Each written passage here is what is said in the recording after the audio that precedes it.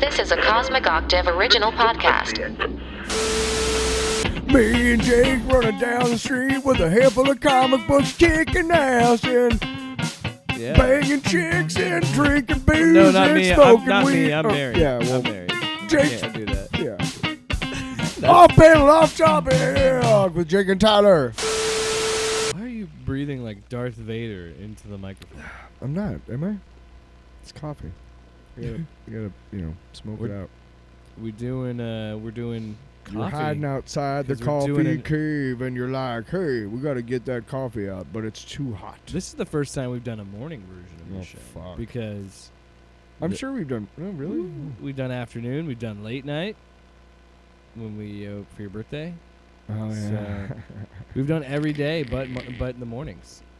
But yeah, we're coming at you a Sunday Coming morning. at you live Sunday morning, kicking ass. Hey, we got. Well, do we have news? Well, this is we're gonna try and test it out this coming week, but we're gonna make a change to our recording schedule. So we're gonna probably have episodes up on Fridays instead of Mondays.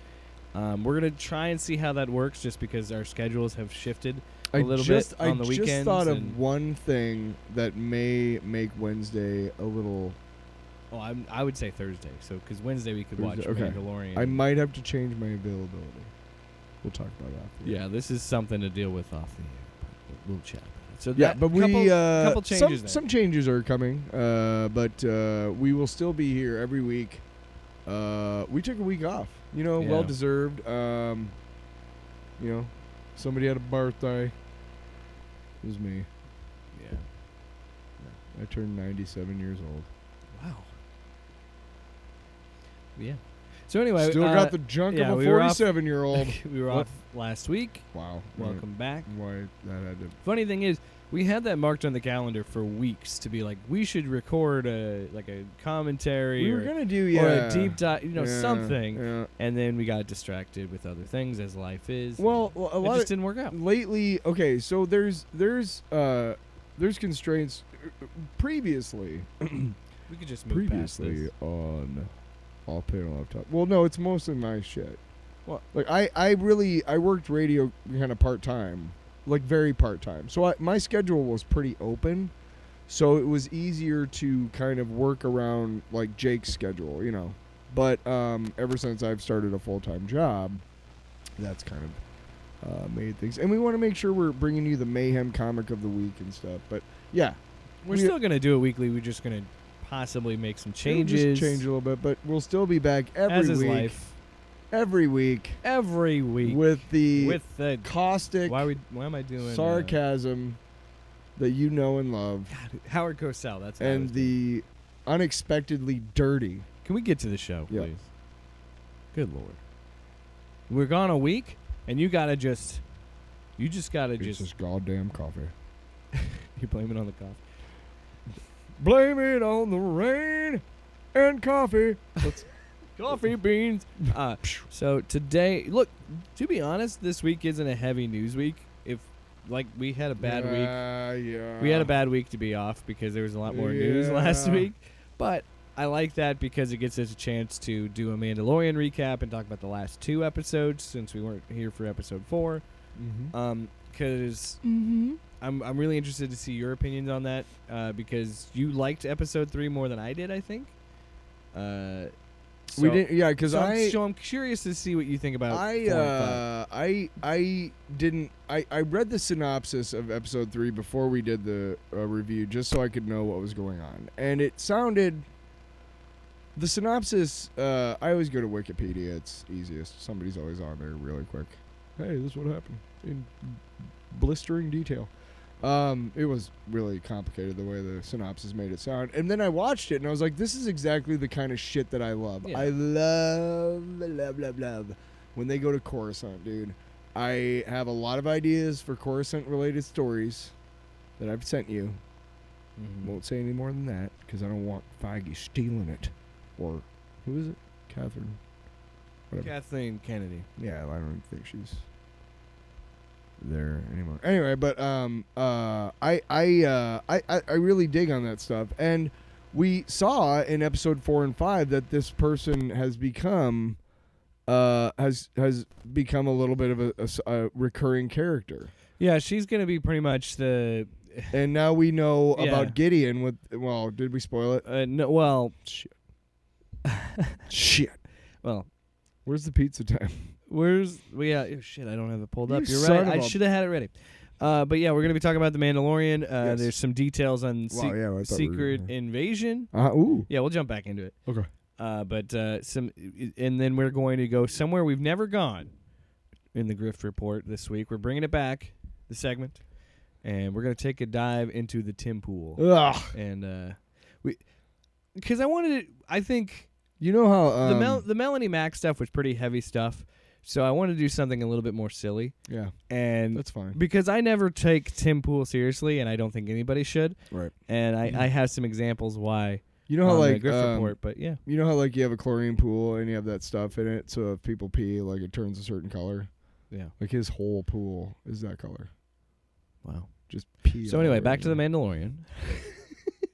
So episode 3, I think I was a little too harsh on it. I mean, going back and listening to it, I think I was, because for me, what I was really excited about this season and what I wanted to see, and now that I have seen more of it, I am in a much better opinion of this season. And I think because of the stupid shit they did with Boba Fett, my mind is like thinking, are they going to do some sort of thing where we follow this character for 2 episodes? Is what I was thinking. And then when they came back with Bo-Katan and Din, I was like, okay, we're not going to do that. I think they learned that. Well, no, lesson. it was a setup for. And yeah, I think it was always a setup. I don't think it was ever going to be like 2 episodes about this character. But in the back of my mind, I was thinking that of like, God damn it. But going back and look, hearing like what you told me and like thinking back about it, it's a good episode. I never thought it was a bad episode. It's just, you're right. With time, I think I've liked it more. Mm. Yeah, it's an interesting look at, if they're trying to. Here, one criticism I read about both the original and prequel trilogies compared to the sequel trilogy, which made the most sense to me, was that in the prequel and original trilogy, the villain was clear, the Empire. Okay. Yeah. That was the clear villain, right? And you could argue that Anakin was always the reason why the sequel sequel trilogy didn't work is because it was just a broad like, what the fuck is the First Order? Okay. Are they a sovereign nation? Is the what were they called? The fucking not the rebellion anymore. The Resistance. The Resistance. Are they like some guerrilla band that has nothing to do with the New Republic? We don't know. But that's the thing. if you want to take all of this away, But that's the thing. You're right. Those 6 Lucas movies. I'm gonna keep following you. Okay.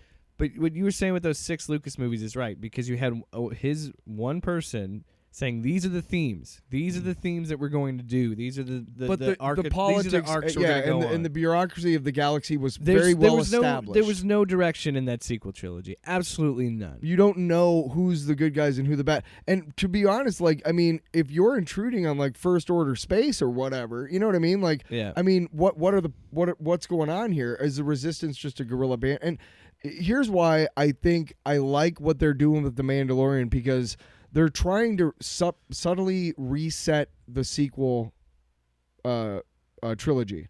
And what they're trying to do is say, hey, look, we're going to set this up for you so the next time you watch the sequel trilogies, it'll make a whole lot more sense, okay? Yeah. Because you see, this is 5 or 6 years after the Battle of Yavin. 7 maybe. Yeah. This is the sequel trilogies take place about 20 years after that. Jedi and Force Awakens. Right. Yeah. Those are about 20 years after that. So what you're telling me is that you're setting me up for understanding how ineffectual the giant bloated bureaucracy of the New Republic was.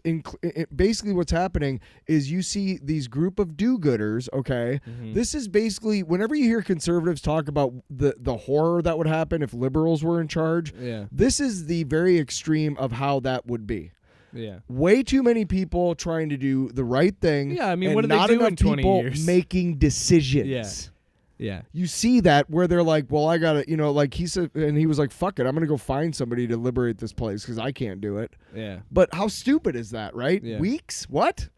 And that's what they're trying to show us. Okay, that's great because you're setting it up for me now. And you know what I think they're setting up that Gideon is the guy who starts the First Order. Ooh. You know, we were. So I think the Mandalorian. You know what you just gave me? What?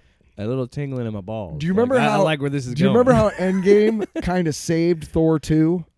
Yeah. Redeemed Thor 2. A little bit, right? Yeah, I can see that. The Mandalorian is gonna going redeem to the make sequel. the sequel trilogy a lot better. I mean, it'll still kind of suck because It's the whole still Palpatine disjointed, thing was they catered way too much. And if they decide to say, "Hey, this never happened," and redo it, I'm fine with that. The third movie is an example of when you make a movie to not offend anyone or not challenge anything. Way And too much fan service and not Yeah. enough good It plot. was clearly a almost 3 hour apology movie, and it's like, what the fuck? And look, The reason why I'm not saying they shouldn't respond to criticism. Right. They should. Right. And I think they're learning from that with the Mandalorian. But and okay, things Ryan, like that. Ryan Johnson, I So- love that he did. I gotta say this. Sorry, I know. Ryan Johnson. I want to get back to the episodes. We will. Ryan Johnson. Yeah.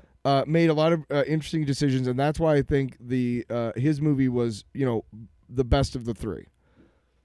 But the one decision I really can't forgive him for The because Snoke thing? yes, Yeah. you could have made that you could have made that Mace Windu. Yeah. You could have. You fucking totally fucking could have, dude. Yeah. Totally could have. I still look. I'll defend The Last Jedi. I enjoyed that movie, but I'm not gonna. You intrigued the shit out of me when you made me realize But that I he was a hologram. I agree with you a lot with the Snoke take too. That movie is not above criticisms. No. And there's some things that happen that some people don't like that I forgive. Like, well, how can Ghost Yoda fucking bring a lightning bolt down on the tree? I'm like, yeah, that's crazy. I don't think you could do that. Or I don't know. It's about space wizards. yeah. The fuck. But anyway, Back to the episodes. So episode 4 is mostly spent on that hideout place that they have for the Mandalorians, the runaways that were what's the name? Foundlings. The foundling from the town that they go back to in the next episode where 5. where Carl Weathers is running. Navarro. Yeah. They're from there, and yeah. So we I start. kind of forgot about all that. We start the episode with Bo-Katan and Din kind of being accepted back into the group, and we see a moment where Grogu is in training and they have the darts and he gets shot twice, and Din is like, hey, you got this, you can do this, and then he does the flippy dippy shit that Yoda did in the prequels and shoots the kid with 3 darts and wins the match or whatever. There's people that complain about that online, and this is what I'm saying. Star Wars fandom in particular are some really nitpicky bitches. I swear. Look, if you consistently didn't like Yoda doing the flippy dippy shit in the prequels, consistently, you didn't like it there, you don't like it here, good. Fine. Because honestly, I'm in that place too. I'm like, it's what. Oh, dude, the fight with Palpatine is insane. Are you kidding me? The fight with Dooku? Come on. Are you saying? Are you trying to tell me? It's because it's really bad CGI. Had they had done something with a puppet, that would have been impressive. Fuck you. No, Tyler. You can't enjoy it. So much of those prequels are really bad choreography. Some of the lightsaber fights, a lot of the lightsaber duels, like Phantom Menace, the Phantom Menace, that lightsaber fight is incredible. I'm not going to take that away. There's some great lightsaber fights in the prequels, yes. but dude, the whole Yoda fight between Obi-Wan and Anakin at the very end. Yoda doing the flippy dippy shit. They're showing how badass Yoda is. But here's what I'm saying. I'm that person that's consistently like, I didn't really like it here. It's whatever. Do you know how? Right. Let me finish my point. Okay.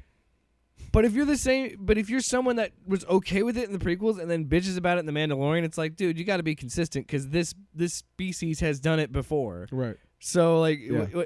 and my honest opinion of it, I'm just like, oh, that's a cute little scene because it was supposed to be a fun little scene to be like, this is Din being proud of his kid. You know what? You know what I do exactly whenever those moments, like a lot of the moments in Episode 5 when they're having the big battle and everything, a lot of the moments I'm like, really? That's an odd decision. And then as soon as my stupid analytically, but actually brain says that, I literally shut it down by going, you're supposed to be enjoying this, you fucking critical fuck. That's what I had to do that too. Yes. Because of the show, I want to be like my honest opinions. There have been a lot of times in season 3 that I'm cringing as you know what I mean? As an overly critical, nitpicky fuck. And that's not to say there's nothing wrong with criticisms. No. And if you don't look, I'm not telling you should like that scene. No. I'm not telling you to like anything. I'm just saying, me as someone who didn't really care for Yoda doing the flippy dippy shit in the prequels, I don't mind it here because the context is different. Because the context is supposed to be cute and silly. Isn't it all for the kids anyway? There's moments in Star Wars where you have to understand that there's shit meant for kids. Oh, there's shit in this show that... Yes. So whether or not you like it, dude, that's Star Wars always. Tyler always has had something for the kids. Always. Tyler, what? Season 3 starts with a child foundling. And follows that child foundling throughout the... I don't know if you've noticed that. What the hell? Blew my fucking mind. I don't know if you've noticed that, but it's the Mandalorian episodes. Mandalorian? Yeah, because the big dude with who is that still John Favreau? Paz Vizsla. No, I don't know. It doesn't sound like him. But Paz, this is what's amazing about this season, I think. See, Vizsla is you keep talking. So Paz is a Mandalorian, just like Din. And you're seeing their stories parallel because the first shot we see is Paz's foundling. Yes. The thing that I thought it was the kid they're trying to save in episode 4 with the help of Grogu is Paz's foundling. Yes. Everything Paz is motivated by in this season is by helping his kid and making his kid better, right? Yes. That's exactly what Din's doing. And that's what I love about this season is we see so many parallels. So Paz Vizsla, the Darksaber was forged by Paz's ancestor, Tar Vizsla. Oh, fuck. Do you think he's going to challenge Bo-Katan? I just want everybody to understand that the Vizsla clan has a very long and storied, rich history in the Clone Wars and all that shit. Because the Clone Wars, whether you like them or not, I never really watched it, and I don't think I probably ever will. Yeah. But there's a shitload of really awesome, like deep dive Mandalorian shit going on in those episodes. Yeah, because it's Filoni. They look at where the place where Darth Maul came from and the Night Sister, like all that shit is insane, dude. But that's the only stuff that I watched out of the Clone Wars. But I've accepted, and this is what Vizsla is. No, but Paz Vizsla is gonna be. Yeah, but he's central to Mandalorian's. But that's what I mean. Story. Is like, of course. What are they doing with this show? What has this show always been about? This show has always been about. They're gonna unite the fucking Mandalorians, dude. Hold on, we're getting. Whoa. But I'm saying like your excuse for like the kiddie stuff and like when people say Star Wars isn't there's the argument of like Star Wars is made for kids still, and there's people like no, Star Wars is not for kids, and it's like. Then why has this whole show of the Mandalorian's focus been Din having a kid and forming a family, and you have Paz he has a kid. Like family has always been a focus of this, right? So this has always been a family show. Yes, and it's so yeah. So do you know why? Do you know how George Lucas got rich? Merchandising. Yes, toys. Yes. But anyway, who plays with toys, Jake? So to keep with that theme, and I want to get your opinion on this because you were annoyed by it in the first episode when there's a giant monster. How did you feel in episode 4? What a bunch of dicks! Why were they taking the baby? Why would they have to mess with the babies? You know? Okay, now if it's kind of a dire wolf situation that turns out better than Game of Thrones did because they literally killed him off before like episode 5. I'm like, that's great. Anyway. You could have left the Starks with something, you fucks. Yeah. There's one left. Anyway, but what did I think it's kind of neat that they have steeds because I'm a big fan of the game Joust from back in the 80s, and you used to have one of those like. Did you like that? Yeah. Exact. I need to stop drinking coffee. Yeah. But they have steeds now. That's kind of cool. But yes, my first thought is, you fucking dicks. Why are you killing the mom? You got your kid back. Why are you dragging that poor creature down now? And you know what, dude? he ain't much of a fucking Mandalorian if he can't see like from a mile away a fucking giant ass fucking bird coming at him. All right. Maybe survival of the fittest is a Mandalorian thing that maybe should be a little more in force. Just saying. I do agree. I think it was really funny because Ashley was like, "What the fuck?" Like when they had when they showed. I don't think they should have brought in the babies, because the babies, you automatically start to side more with the monster because it's like she's a mother trying to protect her babies, and then they just take them. They're like, "All right, now they're in our group." Hey, this is the natural home of these creatures. No, they've lived there for hundreds of thousands of years and everything and whatever. The Mandos aren't But you know perfect. what? Hey, we got all this armor and tech. And there's one fucking stupid fucking kid up there who got himself caught. I know it's my kid. But Jesus, dude. I thought, come on. I thought that was a really good episode because it was a nice, like... I'll take the ending with the, as long as they're taking care of the babies, okay, but you still are fucking dicks. But no, the episode itself... I love that they answer a question in this show where she's like, Bo-Katan is like, how am I supposed to eat? Yes. Because they're around but again, and this happens in episode 5 too. When you show me the Mandalorians being a legitimate, like, military style outfit, not that, but the mercs, okay? So like a mercenary style outfit. You get the honor of sitting by I don't want to say military, but like, just the idea of them being a war party is fucking cool. And just like little moments like this, it's like, well, how do you eat? Oh, they all go into their separate spaces and take their helmets off to eat, which I thought is a little silly, and it is, but it could be a tactical. It could be a tactical advantage, to not all be in one place to get attacked. Sure, but let's not take too deep a dive into the way. Okay, let's not, because we're starting to find out it's guys. Bo-Katan was kind of right. Okay, so wait, you can take your helmet off when nobody else is around. As long as no one sees your face. Okay, so when nobody's around, you can like wash your fucking grody ass fucking face, and eat and drink, and yeah. Okay. As long as you're wash your fucking hair. Yeah. God. Why is that a thing? Like, it just seems really gross. What if you're stuck on a fucking Well, war here's the party thing. Grogu is also going to be somebody who walks both. Yeah.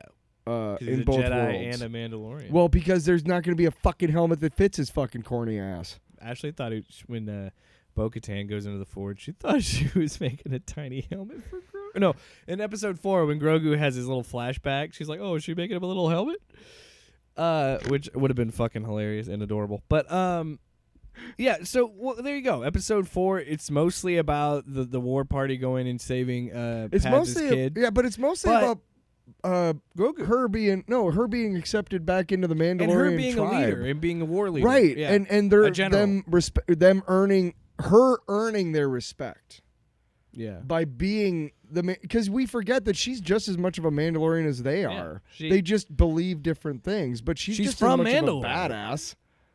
Her family was royalty on Mandalore. They were the rulers when it collapsed, and I think the fact that they've looked past that to be like, okay, she's a good leader. I don't know what's going to happen with the dark saber. Yeah, that's still hanging over the head of like what's going to happen. But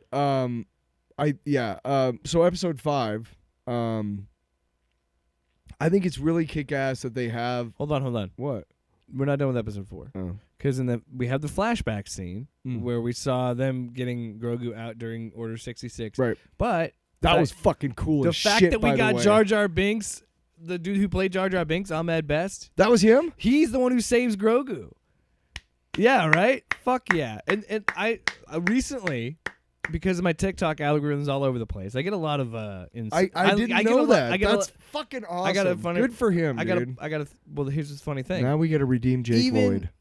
Well, even with Disney taking over, I still think it's the same people at Lucasfilm. Sam Witwer was on a podcast. I think it was Inside of You, Michael Rosenbaum's podcast.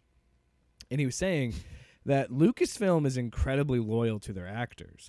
And they we care about the actors because they say we control the merchandise and we're the ones who say you're using their likeness, this actor's likeness. So it's not surprising to me at all that they called up Ahmed Best and be like, look, He did a kick-ass job. We too. want you to be back, and it's you yourself. You're not Jar Jar Binks. We're bringing you back, and like to see him shine in that moment, it was like, fuck yeah, man, that was awesome. You know, and I just wanted to talk about that before we went. No, to that was episode 5. really, really kick-ass because I forgot about that whole, like, I remember the flashback with the Jedi, but then I forgot about the whole fucking, like, chase through Coruscant and shit. Yeah. But one of my, fuck, did I just lose? No. One of the things about, quickly Jar Jar Binks that would redeem him is if Lucasfilm finally came out and said, yes, he was a secret Sith Lord. He helped Palpatine engineer all that shit. Yeah. You tell me that, and I fucking forgive you for everything, All dude. right. So, except for the sequel trilogy. Episode 4, pretty fucking great. really good episode. Again, and I told you this Well, after you did, what I was worried about after episode 3, but this is what I fucking wanted. Like you said, it was always building to this, reuniting the Mandalorians, and it's just so fucking awesome when the Mandalorians are together. And like to see it here in episode 4, it was exciting. I liked the Grogu stuff. I would give it a solid A-. Oh yeah, Loved episode 4. sure. So far, consistently, I've been really enjoying this season. Yeah. So episode 5, I like even more. Holy fuck, did I love episode 5? Oh my god. Can I start off with a big criticism? The Mandalorians did you are like supposed to be. I did in general, and this is another episode where I had to say to myself, "You're supposed to be enjoying this a lot." Anyway, because if the Mandalorians are such great, like a warrior, like force of warriors and shit, how the fuck are you walking into a fucking open courtyard with like no fucking cover at all? Like, how the fuck are the guys in the courtyard, the pirates in the courtyard, hiding behind shit? How the fuck can I see you sneaking into the fucking courtyard? You're not very good at your job. Or is your Beskar that good? Or I mean, what? Yeah. But to me, honestly, like, I would prefer that the Mandalorians, yes. Can I retort that? Narratively? Sure, but one last... I would like to see them be more of a stealth, like, fucking... I get you.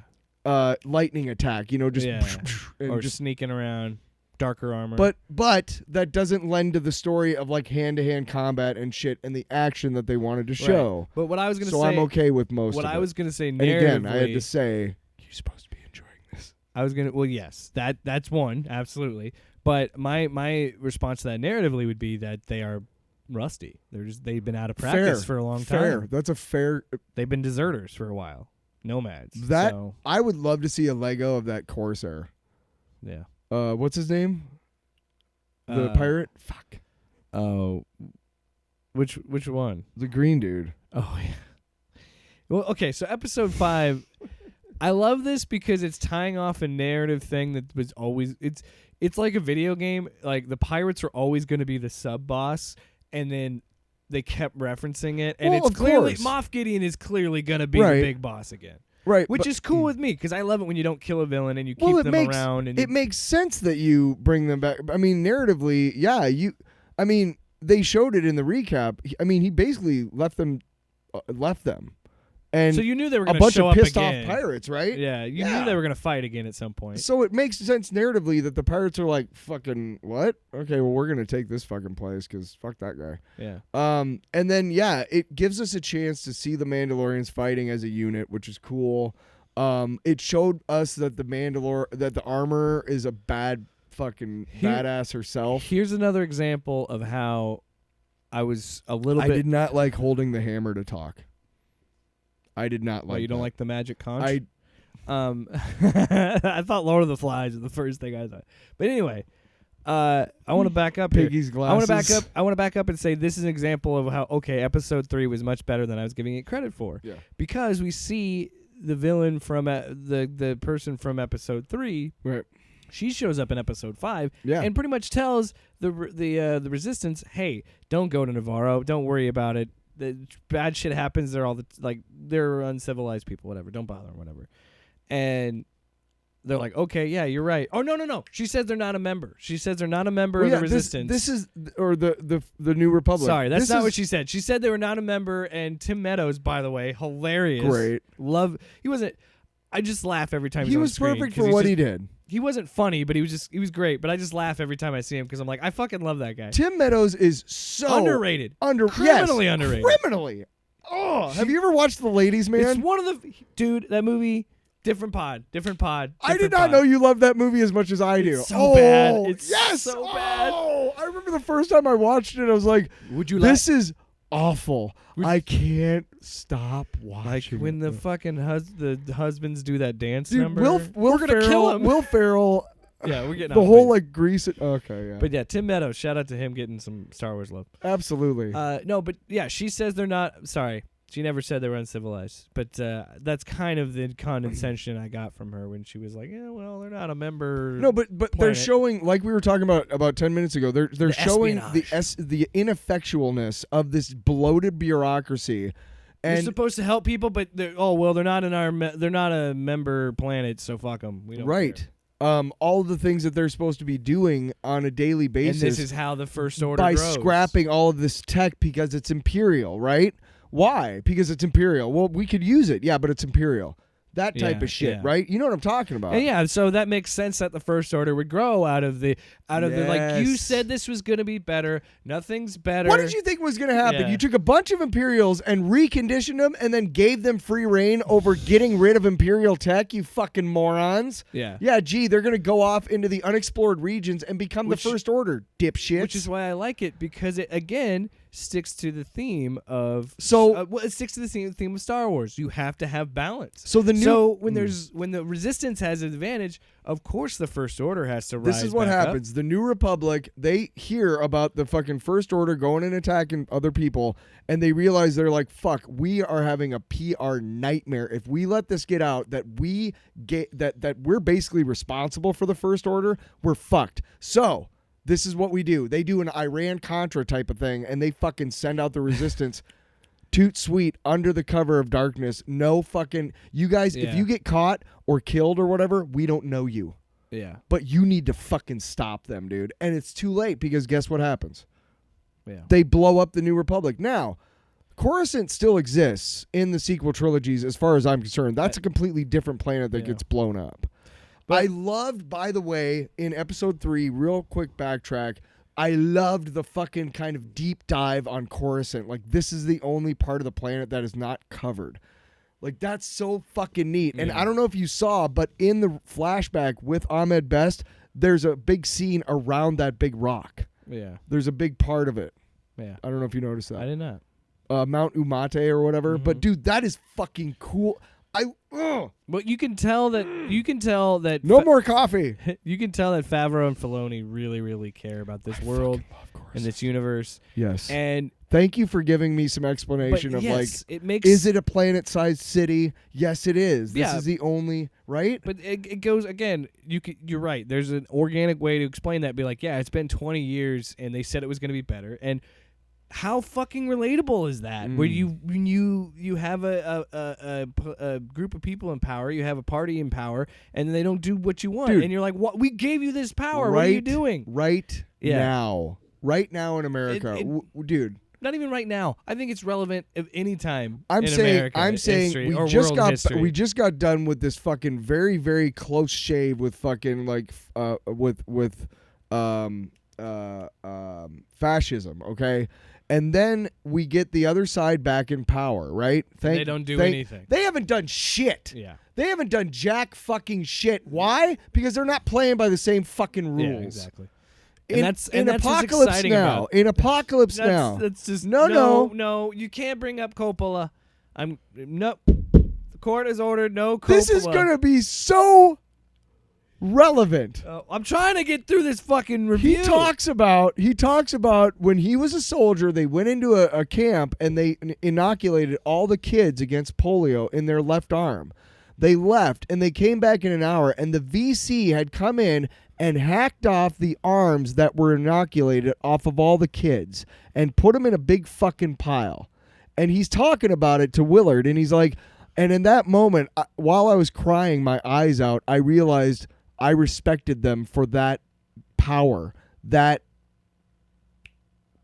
fanaticism to to make those types of decisions, no matter how horrible they are. Yeah, but And honestly, dude, Republicans are playing like the VC, and the Democrats are playing like fucking Brando and his fucking group of jagoffs, man. That's what's going on. The Republicans are willing to hack off arms. wow. They are. Are they not willing to Can provoke we get- violence? Okay, sorry. I know you're right. I'm not saying you're wrong, but And the Democrats really ain't doing shit wanna to, get back to the curb show. it. Well, it's very relevant to right now. It's an ineffectual bureaucracy. There's a bunch of fucking people in power Yeah. right now who are trying to do the right thing, and nobody's whose making only fucking response- decisions whose only because they're scared of the response criticism. is vote. That's the only thing they could say. Thanks, That's it. dipshit. What are we gonna do now? no shit. I was. We tried that. I We was fucking tried. under fucking All right. Missouri now. Let's move on. Yeah, all right. Jesus Christ. Goddamn liberals. Shut up. Get off your goddamn soapbox. Step. Listen, man, I just want to make sure everybody's got something to I'm eat. telling you. Look, I don't want to be that guy, but no free speech for Listen, you today. I don't want to. You zip it. Maybe I shouldn't say this on the air, but I think that every child should be fed. All right, that's just Yo. me. That's just me. All right? All right. I know it's a hot topic and a hot take. You ever heard those sketches?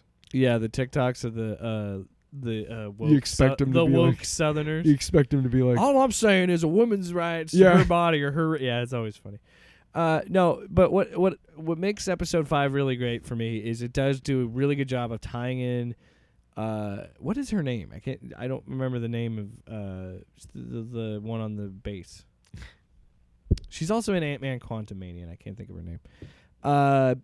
Katie O'Brien? Katie O'Brien, her character. I don't know her character's name, but I know Anyway, the her actress's it's name. nice that they tied her character into this, and you're right. It shows of the Mandalorians and and people stepping in to do something that the Resistance wouldn't, or the the new Republic wouldn't. She's really good at her job. When she's I really like how she's fleshed out the character, and shown how treacherous she can be, and how devious she can be, and honestly, like, and cold and just unresponsive to anything. honestly, I didn't like the hair when I think I first saw her, but now I like it. The real short hair, Yeah, the militaristic. yes, Yeah. because it lends itself to this intimidating. Oh yeah, it looks like it's leaning back into the Nazi look. Yes and no, but it's just But severe. you know what I mean? It's severe. You know what I mean? It's extreme. When you see the officers and they got the hair done and up, you kinda realize she's capable of anything. Look at that hairstyle. yeah, she's capable of anything. Wow. What? Look at what she did to her hair. You ever seen somebody with a mohawk? but she's also in Quantumania. She's with the like misfit. Oh, is she Resistance people. the one, the badass? Yeah, with the war paint, like Oh. the shoulder pad things, Huh. like the leopard skin shit. Yeah, she's like the leader. Yeah. Her character wasn't that memorable, but she did a good job. I don't remember her character's name or any of those freaking characters. The dude with the laser head was fucking badass. Yeah, that was a cool design. With the mirror. Anyway, we got to wrap this up. What the fuck? Jesus. Well, I mean, we got to talk about this episode, Let's man. do it. Let's do it. We already kind of have. No, we haven't. We haven't talked about the best moment when we had the armorer. Yeah. Okay. So the episode itself was great. Love the action. I was talking to a friend of the show, Luke Moyer. I was talking to him, and I was like, I got to see crystallize what I wanted, and that was the Mandalorians being back as a team, doing a doing a military. Doing it Or, for excuse me, themselves. I keep saying military. I mean to say mercenary. Doing like a mercenary military, doing a mission in an area. Army shit. Because I kept telling Ashley, War shit. The more I've watched the show, because when I always watched The Mandalorian, I always envisioned it being one thing. Turned out to be another thing. But what I would love to see is and they did like Star Wars Bounty Hunter back on the PS2. But I want to do a Mandalorian video game where you are literally just a Mandalorian. That it's an open world like You start as a kid learning and then you just the way. Well, you just progress and like do random bounties, and you just It's a great way to. it's an easy way to explore the Star Wars it's a great universe. way to use. You it's can a- have You can use dogfighting. it as exposition to explain the way. Finally, Yeah, but you're kind of seeing that when in you're the- whacking off, you but- can take your helmet off, But you can I would hope. But you can kind so of you can see what you're doing. But that's what I loved about episode 5 is I got to see a little bit of that. I got to see the Do they fuck with Mandalorians. their helmets on? I don't know, dude. I'm trying to fucking finish this. But I actually got to see them be a unit and be a team, and it was really cool. And I really liked that a lot. You said unit. And I'm like, how do you top it? And I will say, He just pointed at me like. I will say, holding the hammer was a little cheesy, a little bit like Lord of the Flies. Who has the conch? It's a cool hammer, but it's also like, But I love that Pax was like, at first Paz, sorry. Jesus. That they set him up to like be the obvious guy to be like, no, fuck this. But then he immediately says like, well, you did save my kid. So let's do it. We're Mandalorian. But the thing is like, now they got land. But the thing where he says like, what really summed it up was like, yeah, of course it's dangerous. We're Mandalorians. That's what we do. And are we going to hide out forever? No, let's fucking take something back. I love that they're just like, dude, we're going to do this and we're coming back. It's nice to see the Mandalorians stand up and be bloodthirsty again. That's all I'm saying. The only thing that you can tell, yeah, well, you know what I mean. But they're willing to fight because they've been hiding for so long. The only way, here's why the sequel trilogy still sucks no matter what Mandalorian does. Because you won't have the Mandalorians in the sequel trilogy like at all. Yeah, they don't show up at all. At all. And if you're telling me 20 years previous to that you got to also tell me, and I don't know if I want you to, that the Mandalorians suffered some horrible, traumatic fucking extinction event, that they're not around anymore. Or in the sequel trilogy. The only way I could see you writing them out is being like they got back what they wanted. They got Mandalore, and they just stayed on Mandalore, and they don't left everybody to their own devices. Yes, and they're still taking jobs, they're still doing things, but they're like mostly just rebuilding Mandalore. I feel like that's a way out of it. But you're right, that is a problem where you keep doing these like little sandwich properties. You run into that problem, and it's the same thing I said about Obi-Wan and why I didn't really like it because on a scale you're constantly rewriting your own history. On a scale of 1 to 10. Frustrating. On a scale of 1 to 10.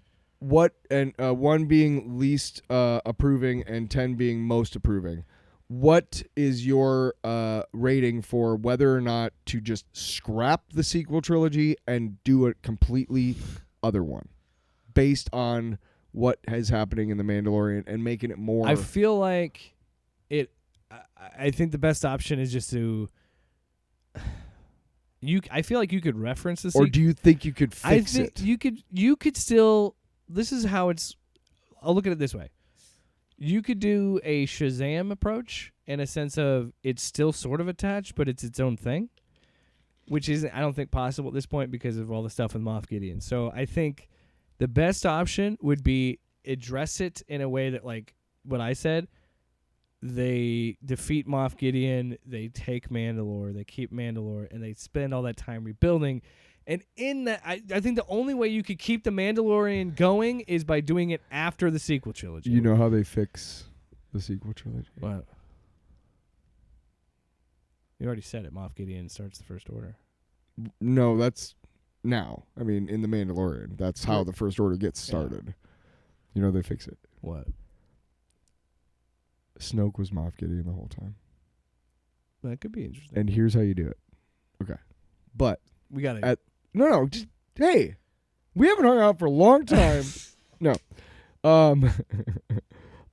So like a year or whatever, a little bit after the sequel trilogy ends, you show Moff Gideon, and he shows up with Thrawn. Okay.